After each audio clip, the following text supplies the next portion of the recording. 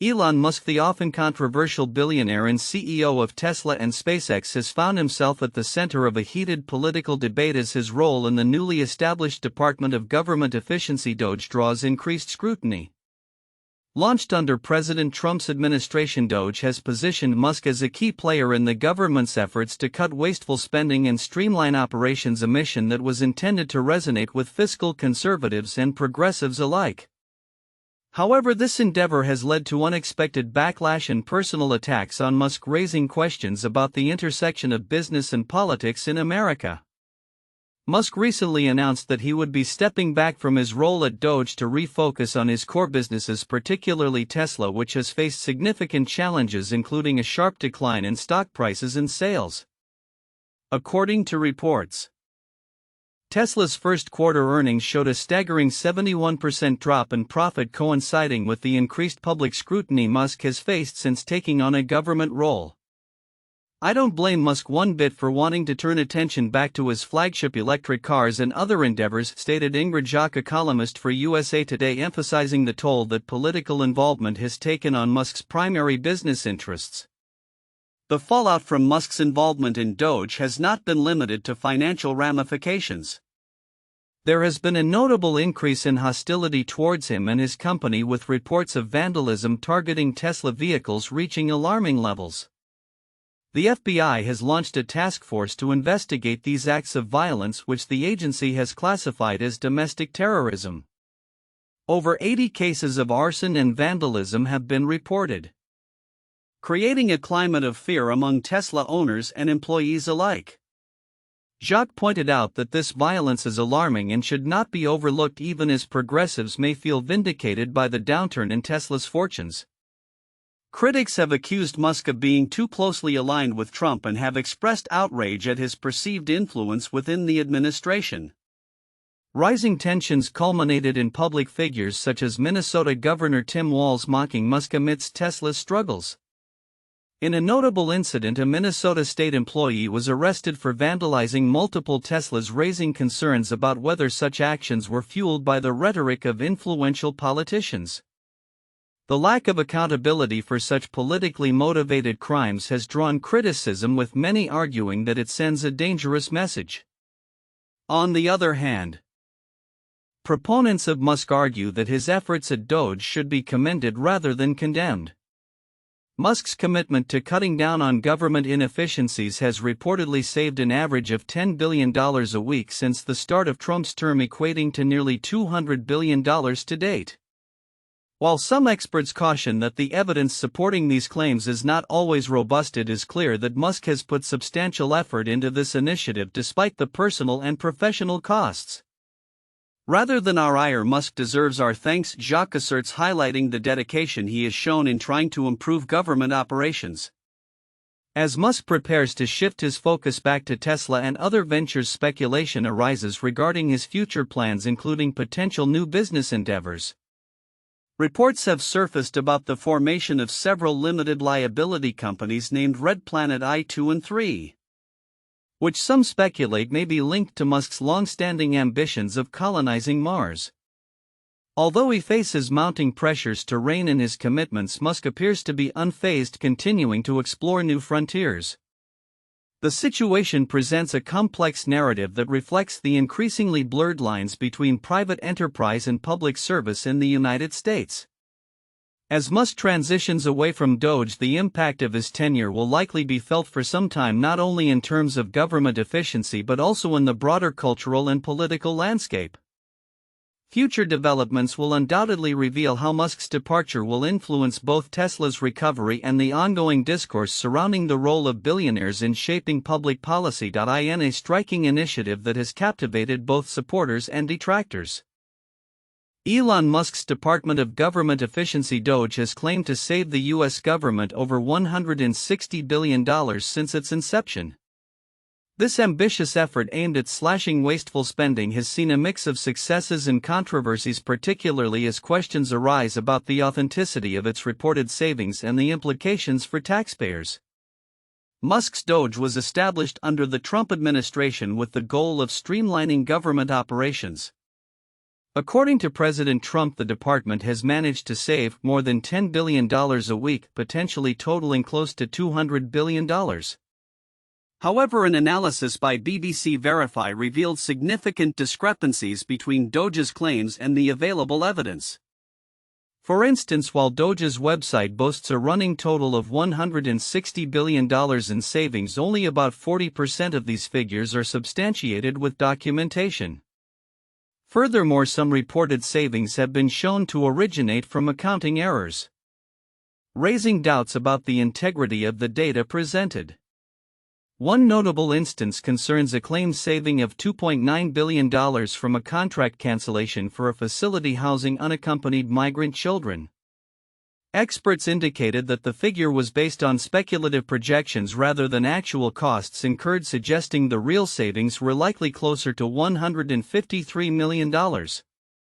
Similarly, other high-profile savings linked to contracts with the IRS and the Department of Defense have faced scrutiny, with experts highlighting the lack of clarity and documentation supporting DOGE's claims. Compounding these issues, a recent analysis by the Partnership for Public Service (PSP) estimated that DOGE's aggressive cost-cutting measures could cost taxpayers $135 billion this fiscal year. This figure accounts for expenses related to rehiring staff and decreased productivity among federal employees who have been tasked with additional documentation duties as part of the reform process. Max Stier, president of PSP, expressed concern that the purported efficiency efforts could inadvertently create more waste, stating, "We haven't seen much focus on the waste DOGE is creating." Despite the mounting challenges, Musk remains committed to his role, albeit with plans to reduce his involvement as he refocuses on his primary business, Tesla. Following a significant drop in Tesla's profits, Musk announced he would scale back his time at DOGE starting in May, although he intends to remain involved in a limited capacity to ensure that the momentum of cost-cutting efforts continues. The future of DOGE remains uncertain, especially as Musk's departure raises questions about the initiative's ability to sustain its ambitious objectives without his direct leadership. Observers note that while DOGE's goals align with broader White House efforts to reduce the federal workforce, the lack of a strong captain at the helm could hinder progress. Matt Calkins, CEO of Appian, remarked, "There's nothing like having the captain on board the ship," indicating the potential challenges DOGE may face in maintaining its momentum. As Musk shifts his focus and the political landscape continues to evolve, the efficacy of DOGE's initiatives and their long-term impact on federal spending will become increasingly scrutinized. For now, the interplay between Musk's controversial strategies and the implications for the federal budget remains a hot topic, with significant developments expected as the administration moves forward. The ongoing dialogue about efficiency and waste in government reflects a broader concern among taxpayers as they weigh the costs against the purported savings of such high-stakes initiatives. In a rapidly evolving electric vehicle market, Tesla finds itself at a pivotal moment as it prepares to launch a more affordable EV model in the first half of 2025. During the company's recent first-quarter earnings call, executives hinted that the new model will closely resemble existing favorites, the Model 3 and Model Y, aiming to capitalize on Tesla's established design language and manufacturing processes. This strategic decision is designed to address the growing demand for budget-friendly electric vehicles while leveraging the efficiencies of current production capabilities. CFO Vaibhav Taneja emphasized the focus on affordability during the earnings briefing, reflecting CEO Elon Musk's long-standing belief that price is a primary factor in consumer purchasing decisions. "The real thing which we are trying to focus on is affordability," Taneja stated, noting that the new vehicles will primarily be produced using existing assembly lines. This approach, while limiting the introduction of entirely new form factors, allows Tesla to maintain a streamlined production process and potentially accelerate the rollout of its new offerings. The upcoming model is expected to be a stripped-down version of the Model Y and Model 3, as confirmed by Bank of America's automotive analyst John Murphy, who acknowledged that the affordability initiative is a critical component of Tesla's strategy moving forward. The rationale behind this decision is clear. With sales figures declining in the first quarter, the introduction of a less expensive model could reinvigorate interest and drive sales. However, Tesla's sales performance has been inconsistent. Despite a notable rebound in international sales, particularly in China where wholesale numbers surged by 156% month-over-month in March, the overall first quarter results showed a 21.79% drop compared to the previous year. The adjustments necessary for the rollout of the revamped Model Y, combined with the impact of external factors such as US-China tariffs, have created significant challenges for the company. In a stark contrast to the optimism surrounding the new affordable model, Tesla faces a growing backlash in certain demographics, especially in liberal enclaves like Mill Valley, California. Here, Tesla owners are grappling with a dissonance between their environmental ideals and their feelings toward Elon Musk, whose political affiliations have become a source of contention.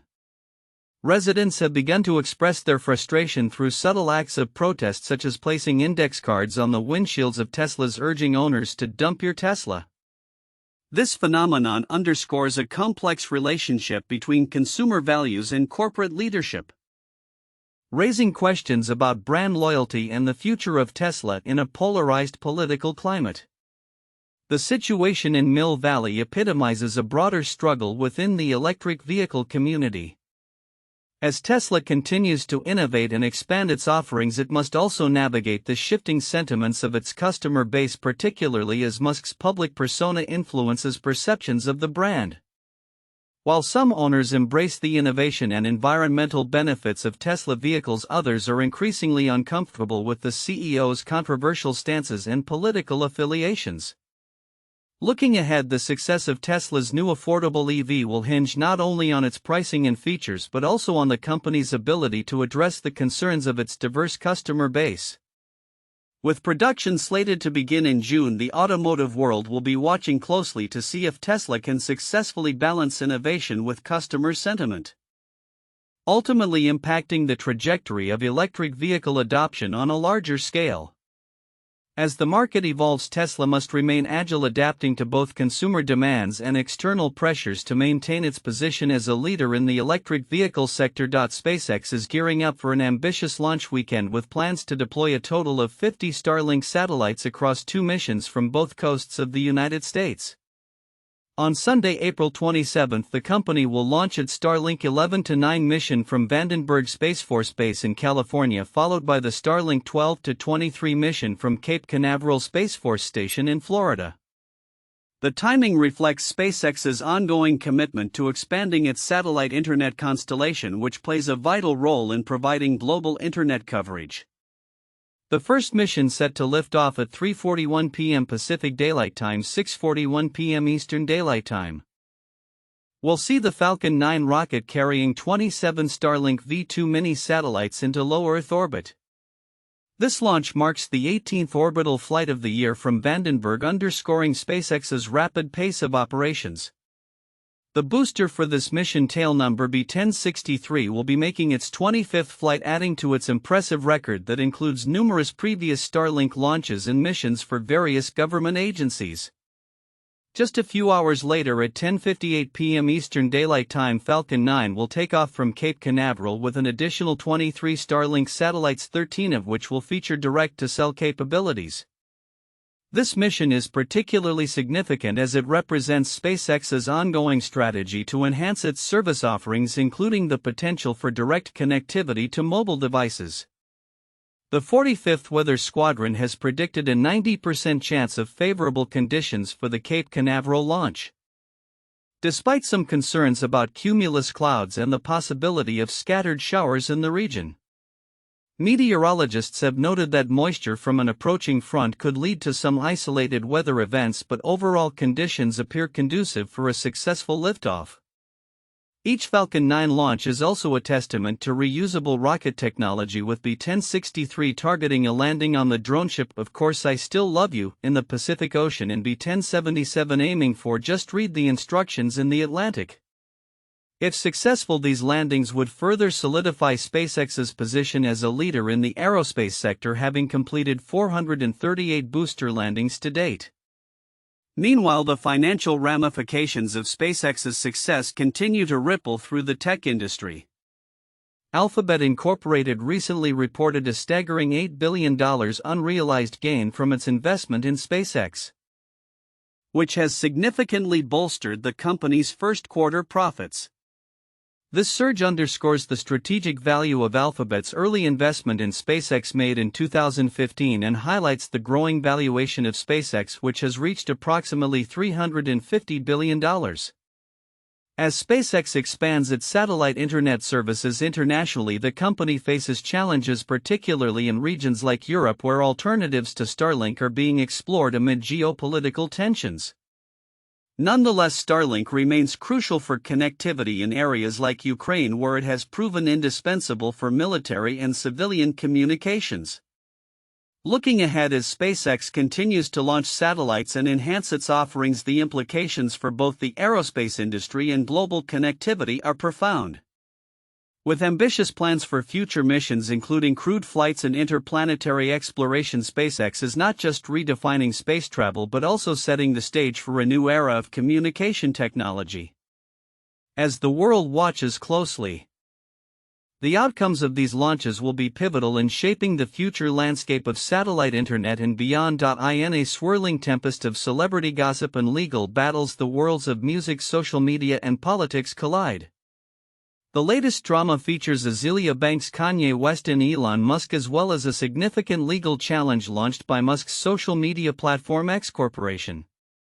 These developments not only capture the zeitgeist of modern pop culture but also raise pertinent questions about the intersection of free speech and misinformation in today's digital landscape. Azealia Banks, known for her provocative commentary, recently took to Twitter to share her unfiltered thoughts on Kanye West, alleging that he had intimate relationships with both Virgil Abloh and Elon Musk. Banks' outlandish claims, including that Kanye and Virgil were lovers and that Elon got some head from Kanye off that ketamine, have sparked widespread attention and speculation. The rapper's tweets paint a chaotic picture involving various celebrities, including Jay-Z, Trump, and Travis Scott, and express her desire for other artists, notably Taylor Swift, to confront West over his actions. Banks' comments come in the wake of West's new song, which reportedly includes allegations about his cousin and hints at a forthcoming album titled CUCK. Despite Banks' penchant for controversy, the broader context of this tumult is West's ongoing evolution as an artist and public figure. His recent remarks have prompted backlash, especially from figures like Banks, who are openly critical of his behavior. The dynamics of celebrity interactions continue to unfold as the music world watches closely, eager for the next chapter in this ever-dramatic narrative.